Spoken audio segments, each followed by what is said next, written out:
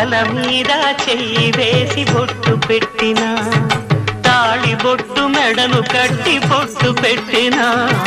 తల మీద చెయ్యి వేసి బొట్టు పెట్టినా తాళి బొట్టు మెడను కట్టి బొట్టు పెట్టినా సన్ని కళ్ళు తొక్కినా సప్త పదులు మెట్టినా సన్ని కళ్ళు తొక్కినా సప్త పదులు మెట్టినా మనసు మనసు కలపడమే